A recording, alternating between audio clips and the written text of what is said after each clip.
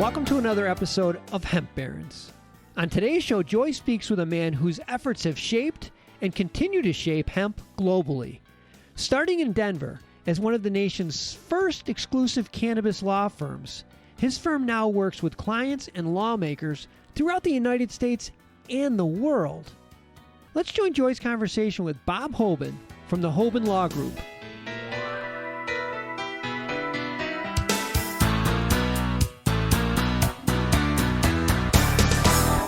Well, hello, Bob. Thank you so much for being with us on Hemp Barons today. Hey now, it's good to be here. Thanks for having me. How are you today? Doing so well, even under these coronavirus circumstances, especially to have you on the show, Bob. I have been, a friend, a colleague, but most importantly, a sister and a fan for a number of years now. And I remember when I first started to recognize Hoban Law Group coming on the scene into the hemp world. And for me, I started to recognize it around 2014 or so, started to get these emails from Bob Hoban and the Hoban Law Group, and really recognized Hoban Law as one of the first, if not the first, premier firm in the United States to really get involved with hemp on a deep issue, not we're haphazardly adding hemp into our new cannabis practice group, but no, we're taking on hemp from a lobbying, legislative policy, and true commanding effort and perspective. And I just want to quickly say, I know we're going to go right into all that you are and all that you're doing, but I remember when I finally got to meet you in person, and it was at NOCO, Hemp Expo, our favorite hemp trade show. And I had an expert witness gig. And because I do that type of work. And I remember it involved a supply going to Alaska from the state of Colorado. And the folks in Alaska wanted me to be able to attest that Colorado's agricultural pilot program or hemp program was in fact in accordance with the 2014 Farm Bill. And I remember saying, well, I can attest that the vast majority of personnel at the Colorado Department of Agriculture consider their hemp program to be an agricultural pilot program, but that I didn't feel comfortable at the time stating definitively that it was in compliance or in accordance with that program. And I shared that story with you, this dynamic, tall, handsome attorney. And I remember you looking at me and saying, well, Joy, research hasn't actually been defined and it hasn't been tested in the courts. I mean, who's to say that collecting the names and addresses and GPS coordinates of the farmers who are applying for the hemp licenses isn't research? And I thought, oh, I love this man. I love the way he thinks. He is a hero for hemp. So that's when that's when you won me over big time was in that response that day. And it was just such a bright light. First of all, thank you for your kind words, but also that just brings me back to the good old days. Holy smokes, it wasn't that long ago, but figuring out what a Farm Bill pilot program was or should be versus the so-called clarity we have today, which is all but clear. It's going back to a different point in time, that's for sure. And indeed it is. And I also learned from you because, of course, you were the heroic firm and lead attorney on a litigation against the Drug Enforcement Administration back in 2017. That was filed when they finalized their marijuana extract rule and included hemp in that definition, completely ignoring the earthquake, or as you say, the seismic shift in cannabis policy, which was that definition, that early definition of industrial hemp in the 2014 Farm Bill. And that day of those oral arguments, you told me a story about the development of Hoban Law Group. And you mentioned that you were actually thinking about being a judge and a trajectory changed. Can you tell us that story a little bit? Yeah, well, absolutely. So when I graduated law school, I worked for a federal court judge and a state court judge. I worked behind the scenes, became very close with the judges that I worked for, took on a lot of responsibility for writing orders and understanding the judicial process from the backside. That the part of the judicial process that most of us don't see from the public or even lawyers don't see and really understand what goes on behind the scenes. And it was really great to be a part of that. And as my practice evolved over the years, we started to take on one of the first firms to take on a lot of the marijuana industry's work. And then around 2009, that pivoted towards industrial hemp. And I'll talk about that in a moment. But, you know, one of the most interesting things was just how opportunities kept coming during that period of time. And I go back to that situation with the two judges I worked for, one of which was a state court judge in Colorado. And he says, there's 3 retirements coming in the next 4 months. He says, I will support you. I will make sure that you're in the top 3 for any of those appointments that you'd like. In Colorado, they're appointed by the governor. They're not elected judges. So I ran through the process of the first one, made it into the finals, but did not get the appointment. And then the business plan, my perspective on this industry changed dramatically. I saw both the opportunity from a business perspective to build a great law firm that does what we do today, but I also saw the fact that so many people needed help, people that needed someone that was just common sense, approachable, to help walk them through the process and be their advocate, their attorney, so forth and so on, versus just someone that was, you know, there to fight just for the sake of fighting. Fighting's good, but you have to have a reason to fight, and you have to have a rationale to fight. And that's ultimately what led me away from pursuing one of those other 2 appointments to the bench in Colorado. Boy, would that have been a different life. And thank goodness the universe provides, and we got to keep you in hemp, because you're such an important person, not only in the United States movement, in North America, and of course, globally. And before we go on to those international hemp solutions, as it were, let's talk for a second about how many offices does Hoban have? Could you give us an overview of Hoban Law Group and its tremendous expanse throughout the United States? Yeah, so we ultimately started in Colorado. We expanded to the East Coast. We expanded into California, Washington, and Oregon all around 2012, early 2013, whereas we sit here today, we've got attorneys in 17 states across the United States and then 10 different countries abroad. And, you know, one of the things that's interesting is we see the CBD element of the hemp industry kind of evolve before our very eyes. Some might say it reached its peak and then it's on the decline, although I'm not so sure that that's the case. I think the idea of CBD as an ingredient, which is what it really is, it's merely an ingredient, it's not an industry in and of itself, was something that took a long time for people to get their mind around. And having been there since the very beginning, and when I say the beginning, there are people, yourself included, that have worked so hard for decades to have social justice and criminal justice reform around this plant, whether that's the marijuana side of the industry or whether it's the industrial hemp side of the industry. So I can't take any credit for any of that hard work that went into it for decades and decades and decades, going back to Jack Herer and even longer than that.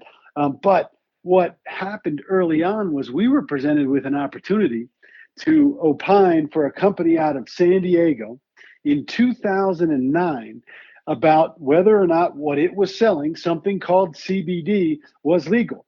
And they explained their process to me, and we went on a deep dive, as only lawyers would do. It was really sort of a nerd or geek out type project where we went in and we looked and we said, here's what Congress had done, and here's what their intention was, and here's the Controlled Substances Act. And we went through case law that we could find all over the country. And that case law, basically, this was pre-2014 Farm Bill. We created strategies for companies to sell CBD that was non-psychoactive, of course, from industrial hemp, and identified that it was indeed legal under the definitions found in the Controlled Substances Act. That was the very beginning of all of this for us as we got into the commercial side of the industry. And once we developed those strategies and those distribution patterns, which happened to be international in scope, we, in large part, became a go-to firm for those strategies. All of a sudden, people that were selling CBD, that became big business. These companies went from selling tens of thousands of dollars a product to millions of dollars a product, quite literally within a few weeks. So very, very proud to start there. And what it's evolved to today, I mean, holy smokes, nobody saw this coming except for maybe Jack Herer, but that's another story for another day. So much so. And again, 10 countries. Hoban Law Group also has offices in 10 countries in addition to 17 states. That's incredible. The amount of assistance, the amount of chopping wood, carrying water, moving forward the hemp economy that Hoban Law Group all on its own does by serving that number of clients is just a tremendous contribution to the promise of the world's most versatile and valuable plant. Let's talk now for a minute about some other businesses that have now grown out of your vision and your love of this plant. And Bija, International Hemp Solutions, let's start with those. And if I'm missing some others, I know you also have a podcast. Please, let's talk about them. Let the listeners know what's going on in Bob Hoban's world. Well, actually, let me comment on the international component for a second, because all of a sudden now everybody's talking about this global cannabis industry and internationalization of their products and their product plans and distribution that's worldwide. And we've been focused on this for several years. And it all started, the international component started with those clients, those early on clients that were selling something called CBD, that we realized they were sourcing it from overseas, and we began to establish the relationship. So we understood right then and there, before 2014, as early as 2009, that this industry was in fact a global supply chain, and we began to build those relationships very intentionally. So then what happened was I was teaching at the University of Denver as a cannabis policy professor, not a criminal justice professor, not a political science professor, but a public policy professor. And I picked my focus to be cannabis policy. And the University of Denver gave me a lot of leeway. I took students all over the world on international travel courses to Uruguay, to Costa Rica, to Australia, to places in Europe, and we did multiple week travel courses to study the rollout of reformed cannabis policy all over the world. And we began writing those laws and regulations for a number of countries: Uruguay, Chinese FDA, believe it or not, Costa Rica, so forth and so on. The list goes to about 35 countries that we've written laws or regulations for in this space. And that's really what created the international opportunities. And of course, now everybody needs to diversify their distribution. You need to figure out where you fit in this global supply chain if you're going to participate and even have a chance of succeeding. So then that led us to some opportunities to perhaps create a global cannabis supply chain. And we may have underestimated the complexity of building a global supply chain at that point in time, although it is happening in real time around us. So in 2014, when the Farm Bill was passed, that first included industrial hemp. And by the way, that's the first time in US history that industrial hemp was defined as something other than marijuana. And it was created as an exception to our Controlled Substances Act. So that was a landmark piece of legislation driven by some of our senators from this great state of Kentucky. But when it comes down to it, it allowed for seed importation. It required seed importation. How could you start growing hemp in the United States where hemp had been outlawed, had been banned for cultivation since the 30s and into the 40s when we had our Hemp for Victory campaign? When you look back at that time frame, you had to realize that if farmers were going to grow hemp, then you had to import it from other places in commercial quantities. And that's what we began to do. So we built a company called International Hemp Solutions, IHS, to capitalize on that. And we went out and we secured licensing agreements with some of the leading hemp institutes in the world. And yes, there are hemp institutes all around the world, Europe in particular, that house high quality hemp genetics and that have grown and replicated industrial hemp genetics for decades and decades and decades. And the sort of star of the Hemp Institute worldwide would be the Polish Institute of Natural Fibers and Medicinal Plants, by far the longest standing hemp institute in the world, with over 100 years of service and maintaining these hemp genetics in a government-sponsored fashion. And we went right to Poland, and we made some agreements with the Polish government to obtain licensing rights for those varieties. We imported the largest quantities of commercial hemp seed from Europe than anyone in history has done on multiple occasions. 30, 50, 100, 200 metric tons. When you see a DHL airplane that's completely full of pallets of industrial hemp seed, it really makes you smile. I am smiling listening to this story. I mean, seeing the plane, I'll grin from ear to ear, but man, you're already making me smile. Boy, talk about connecting the dots, the global dots, as this plant reemerges and reestablishes itself as a major player, agricultural commodity, to, and in industries, serving industries that we've never seen hemp serving before because we didn't have the technology, specifically nanotechnology, air and space, supercapacitors, biocomposites, bioresins. All that it can and must be is coming. And what a huge part you and International Hemp Solutions have played in it.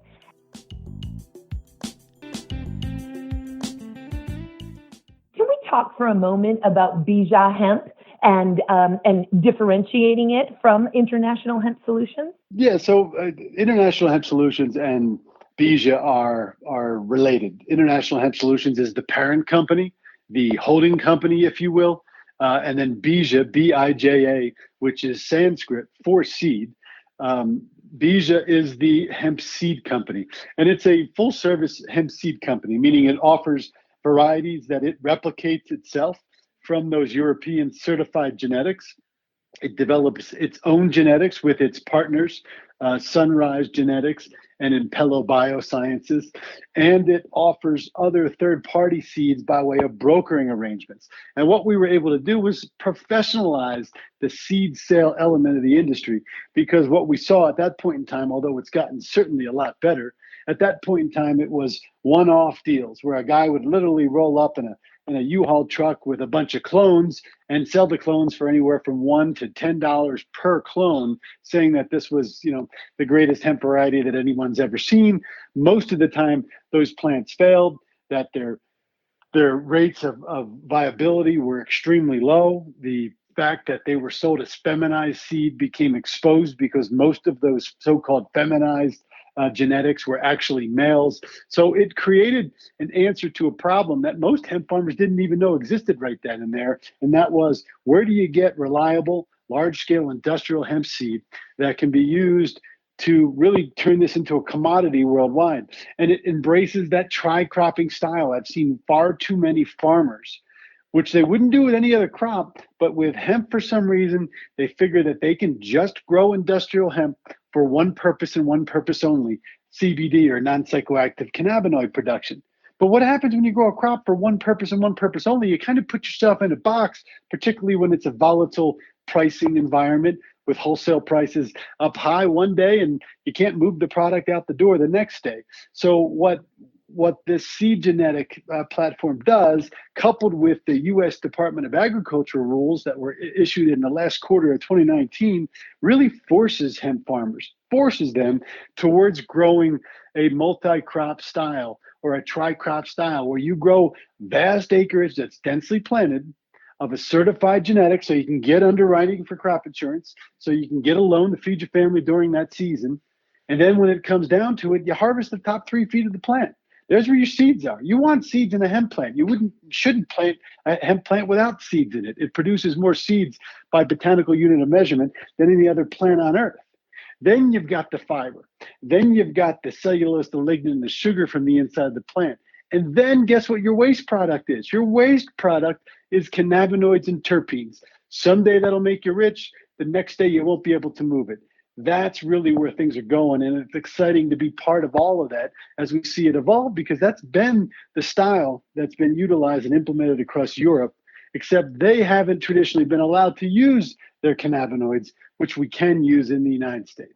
Absolutely. And we speak about it here all the time. And I want to make sure that listeners know that there, of course, CBD and hemp extract and varieties sown for hemp extract, or of course, if you've been involved with the industry, particularly in the United States in the last 5 years, that seems to be what all the buzz is about. And such, as you say, Bob, an area of exploitation of our farmers who are being sold essentially magic beans by unscrupulous seed sellers, when what they really need are stable, unique, distinct genetics certified, pedigreed, and this is what Bija has to offer. And so we're not just talking about extract varieties, we're talking about fiber varieties, we're talking about grain varieties, and to your point, bringing it all together of saying, what about whole crop or whole plant utilization? And we often use the example of, Holland, Dunagro, for example. Of course, Albert's out there growing his fiber hemp.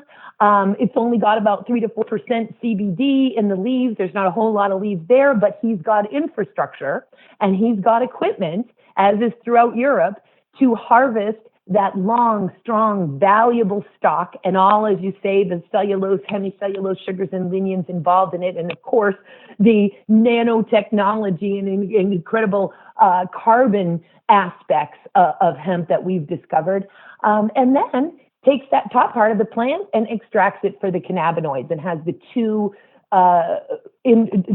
industries going for him. So he's got the animal bedding, hemp herd for hempcrete. He makes the prefab walls. He takes that bast fiber, the outer bark of the hemp stalk, as opposed to that inner woody core of the herd, and then produces non-woven mats for insulation and grow mats and other products from there. And he's got his CBD products. So, and then when we get grain involved in it, forget about it. It is the highest digestible form of protein in the entire planet animal kingdom, densely nutritious, and of course, the perfect ratio of omegas 3s and 6. And then we could even talk about the root, which of course builds tremendous organic matter in the soil. It's wonderful for building soil, those very deep, strong taproots. But also, those roots contain valuable and rare triterpenes that don't exist anywhere else in the plant, which even Dr. Ethan Rousseau has begun in the last few years here to do presentations on the historical and current uses for the properties found in that root ball. It's everything, and that's definitely the message. And just so grateful for Bija International Hemp Solutions, again, as it were, to really help connect those dots and make those genetics available to folks. And in my presentations, when we discuss the obvious overproduction of extract varieties of hemp in the United States, and the fact that we had several hundred 55-gallon drums, if not more, spread across the United States of hemp extract from the 2018 crop, as we were harvesting the 2019 crop, we say pivot. Please, farmers, learn to pivot into grain, into fiber, and into utilizing that whole plant. The infrastructure is coming. Clearly, we don't want farmers growing just for fiber when they don't have a fiber processing facility anywhere near them. And let's hear what you have to say, Bob. I think what we're really looking for are processing plants, processing facilities, lest we get confused here, processing facilities within every 50 to 100 square miles of the biomass feedstock, and that it will probably be regional in terms of what that processing is. What are your thoughts on that? Well, just one thing before we get to the processing part of it, which is really fascinating, but just to think about, have we learned our lesson as an industry when, to your point, these barrels of oil, these piles of biomass wrapped up in those sort of plastic wraps they call marshmallows and left out in the field because nobody can move that biomass for extraction, which, by the way, in parentheses, everybody should be making that into crude oil at a minimum because at least that'll stay longer. That's the only way that you're going to be able to get through all of this, but that's neither here nor there right now. When you think about the fact that all of a sudden the USDA comes out with rules that basically says the former high CBD varieties, if you bring a plant to full maturity and it pops above 0.3%, that's not hemp. And you're not supposed to plant unstable genetics anymore. It's not fair. It's not fair to the farmers. Then what's the buzzword this year? CBG. Oh, let's go out and plant CBG varieties. Pay me $3 a seed for that. It just doesn't make sense, Joy. And we're going down this road all over again, thinking that we're going to get rich on CBD, smokable hemp, or CBG, when in reality, you have to look at a plant to service multiple verticals. If you don't, then you're putting yourself in a box. That is not fair to the farmers. But as it goes back to the farmers, to your point, why would or why should or could a farmer plant a hemp plant that produces something other than extraction capability, cannabinoid production, when it doesn't have the infrastructure nearby? We've advised clients over the last 3 years that come in with large pools of money and say, we want to invest in extraction. Our first thing out of our mouth is extraction is saturated. You don't see it yet because they're not all online, but do not waste your money on investment in the extraction industry. We said that over and over and over again. Well, what should we do, Mr. Hoban? The answer is always, well, you should look at other infrastructure. You should look at cultivation equipment. You should look at decortication. You should look at seed conditioning equipment. You should look at countercurrent technologies that can remove the cellulose, the lignin, all the good stuff from the inside of the plant. You should look at pelletizing and microtized pellet technologies that allow for this to be used in building materials and pallets. And instead, the vast majority, 60 or 65% of those clients still went out and invested in extraction infrastructure. Now they all call and say, we're sorry we didn't listen to you. What can we do now? So now it comes full circle back to where it was technically 3 years ago. Just nobody seemed to be following where the puck is going. They were looking at where the puck is, and by the time you get there, it's not there anymore. That's the mistake that people made over and over and over again. So how do you get those types of technologies to process near farmers? So you go to parts of the country that are traditionally well steeped in grain production. If you go to a grain production region, like parts of the Midwest and Montana, USA in particular, Montana is grain country.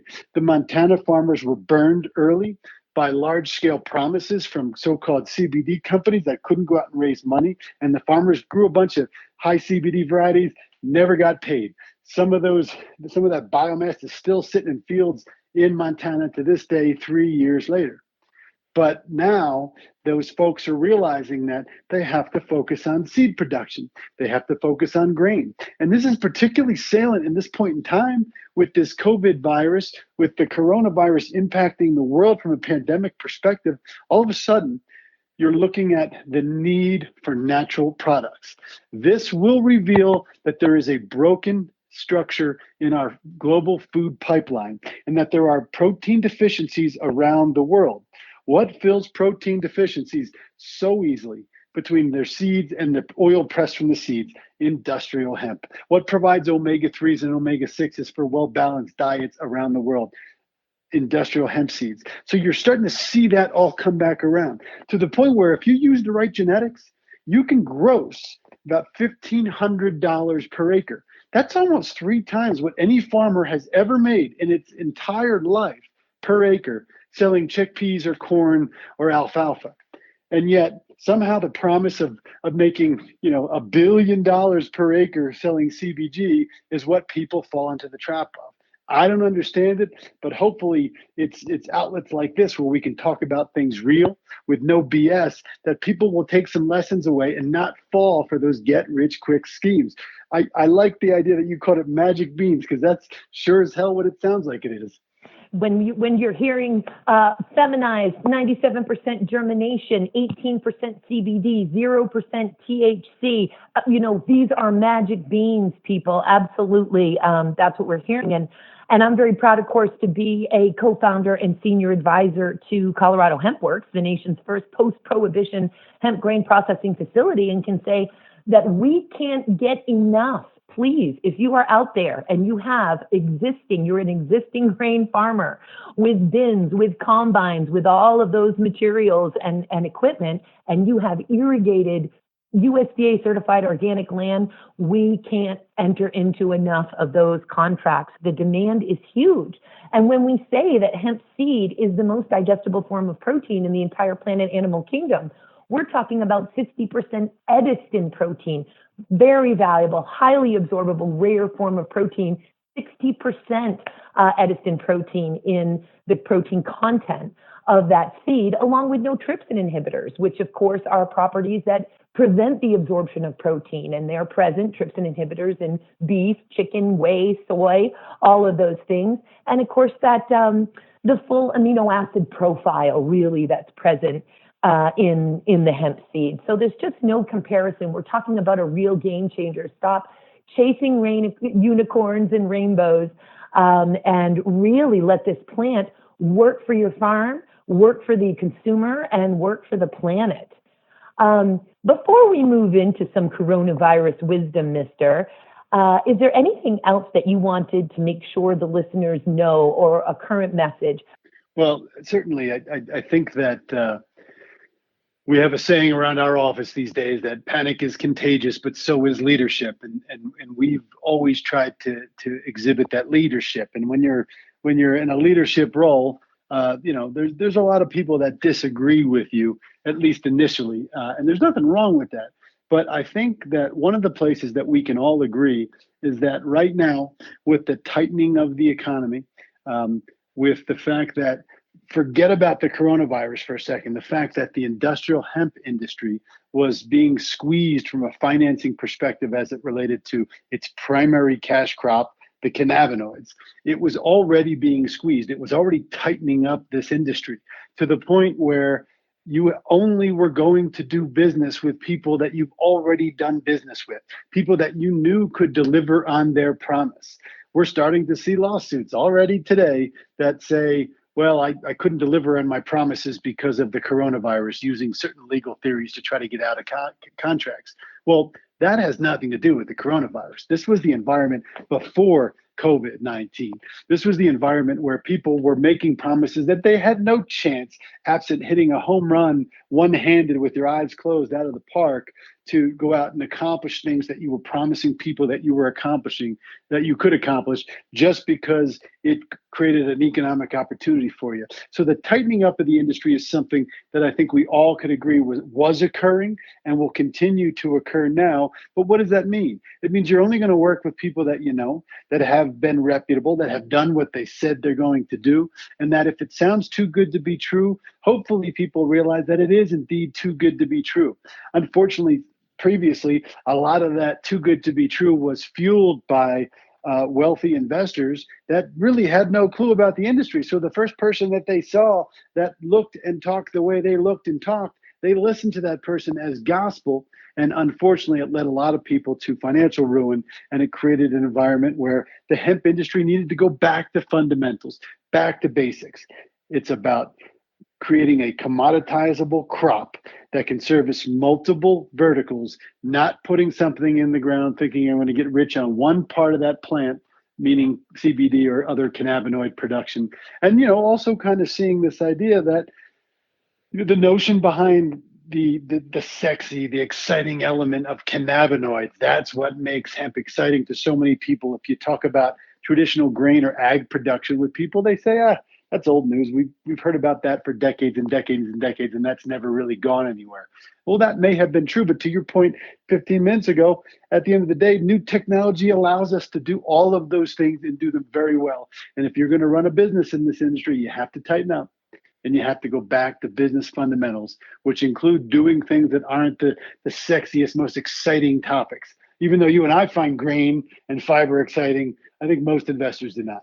And hopefully they will, because as we've seen, Technavio and others reporting a 24% compound annual growth rate between now and 2022 in hemp grain, because of its vegan or vegetarian-based protein source. It's being gluten-free, and we've got this increase in celiac and gluten intolerance. So find it sexy, investors. It's pretty sexy.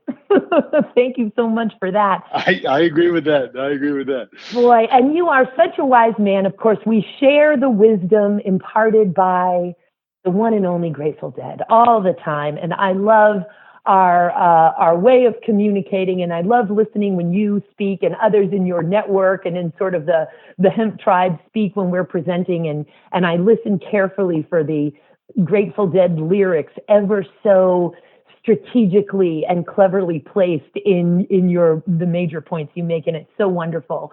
And as we talk about wisdom, though, anything here to offer around hemp, around what we're experiencing right now with this coronavirus, which I do believe we are going to come out of this a better world, an improved world, a more unconscious world? Does my heart absolutely break over the challenges and problems and suffering that this virus is causing, particularly to those who are socioeconomically deprived. But if we could get some goodness out of what's happening here, do you have anything to share for us as it relates to hemp or other things about life on Earth?